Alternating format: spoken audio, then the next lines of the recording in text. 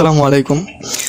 এখন তোমাদের দেখাবো এইচএসসি অর্থনীতি প্রথম পত্রের প্রথম অধ্যায় থেকে মোট 50টি গুরুত্বপূর্ণ এমসিকিউ। প্রথম অধ্যায় হচ্ছে তোমাদের মৌলিক অর্থনৈতিক সমস্যা ও তার সমাধান। সেখান থেকে মোট 50টি দেওয়া আছে, আমি তোমাদের এক এক করে পড়ে শোনাচ্ছি। এখানে প্রথমটা হচ্ছে মানুষ কেন অর্থনৈতিক সমস্যার সম্মুখীন হয়? অভাবের তুলনায় সম্পদ কম থাকায়। কিসের জন্য মানুষ তার সকল অভাব একসাথে পূরণের সমস্যায় পড়ে? সম্পদের স্বল্পতার জন্য।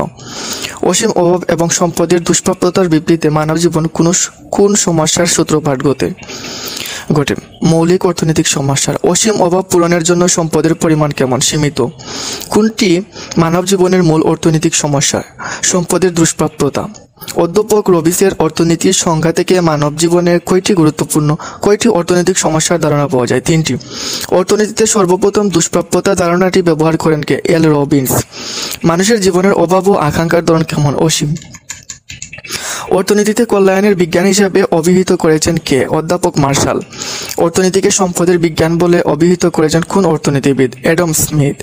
অর্থনৈতিক সমস্যার প্রধান কারণ কোনটি? সীমিত সম্পদ। সম্পদের দক্ষ ব্যবহারের জন্য অভাবের অগ্রাধিকার বাছাইয়ের প্রক্রিয়াটি হলো নির্বাচন।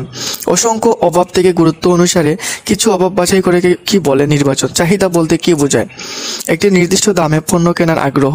An easy on the nature and significance of economic science গ্রন্থটি কত সালে প্রকাশিত? 1932। ব্যক্তিগত বা জাতীয় জীবনে কি থেকে সকল অর্থনৈতিক কর্মকাণ্ডের উৎপত্তি? সম্পদের দুষ্প্রাপ্যতা থেকে। অসীম অভাব এবং দুষ্প্রাপ্যতার মধ্যে সমন্বয় সাধনকে কি বলে? নির্বাচন। কিসের প্রেক্ষিতে অর্থনীতিবিদ এল রবিন্স অর্থনীতিকে স্বল্পতার বিজ্ঞান বলে অভিহিত করেন? দুষ্প্রাপ্যতা। সম্পদের দুষ্প্রাপ্যতা তাকে কোন সমস্যাটির উদ্ভব হয়? নির্বাচন। দুষ্প্রাপ্যতা বলতে মূলত সম্পদের কোনটিকে বোঝায়? অপ্রতুল থাকে। কোন দ্রব্যের ক্ষেত্রে দুষ্প্রাপ্যতার ধারণা কার্যকর হয় না? হচ্ছে মুক্ত। মানুষ যে সকল পণ্য সামগ্রী চায় তার যোগানের সীমাবদ্ধতাই হলো দুষ্প্রাপ্যতা। কে বলেছেন? স্যামুয়েলসন। অর্থনৈতিক প্রশাসনিক বিজ্ঞান বলে অভিহিত করেন কোন অর্থনীতিবিদ? অস্কার ল্যাং। মানব জীবনের অর্থনৈতিক সমস্যার মূলে রয়েছে কোনটি? সম্পদের সীমাবদ্ধতা। মানুষের অসীম অভাব পূরণের জন্য সম্পদের সীমিত থেকে যে সমস্যা সৃষ্টি হয় তাকে কি বলে? মৌলের অর্থনৈতিক সমস্যা। অর্থনীতির মৌলিক সমস্যা সমাধানে কোনটি প্রথমে আসে? কি উৎপাদন করতে হবে? অর্থনীতির মৌলিক সমস্যা সমাধানের কোনটি দ্বিতীয় আসে? কিভাবে উৎপাদন করতে হবে? অর্থনীতির মৌলিক সমস্যা সমাধানে কোনটি তৃতীয় আসে?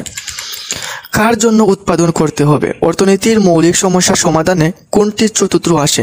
কবে উৎপাদন করতে হবে? অর্থনৈতিক মৌলিক সমস্যা সমাধানে কোনটি পঞ্চমে আসে? কোথায় উৎপাদন করতে হবে? অর্থনৈতিক মৌলিক সমস্যা সমাধানে কোনটি ষষ্ঠতে আসে? কেন উৎপাদন করতে হবে? সপ্তমে আসে কিভাবে উৎপাদন করতে হবে? অষ্টমে আসে কতটুকু উৎপাদন করতে হবে? নবমে আসে কতটুকু বুক করতে হবে? দশমে আসে কতটুকু বন্টন করতে হবে? একাদশে আসে কতটুকু সঞ্চয় করতে হবে? দ্বাদশে আসে কতটুকু বিনিয়োগ করতে হবে? ত্রয়োদশে আসে কতটুকু রপ্তানি করতে হবে? চতুর্দশে আসে কতটুকু আমদানি করতে হবে? পঞ্চদশে আসে কতটুকু মজুদ রাখতে হবে? ষোড়শে আসে কতটুকু ঋণ নিতে হবে? এগুলো খুবই গুরুত্বপূর্ণ, তোমরা মনে রাখতে পারো, সহজেই মনে রাখতে পারো। সেগুলো কিভাবে মনে রাখতে পারো এখানে দেখে নিও ভালোভাবে। অর্থনৈতিক সপ্তদশে আসে কতটুকু কর আদায় করতে হবে? অষ্টদশে আসে কতটুকু কর প্রদান করতে হবে?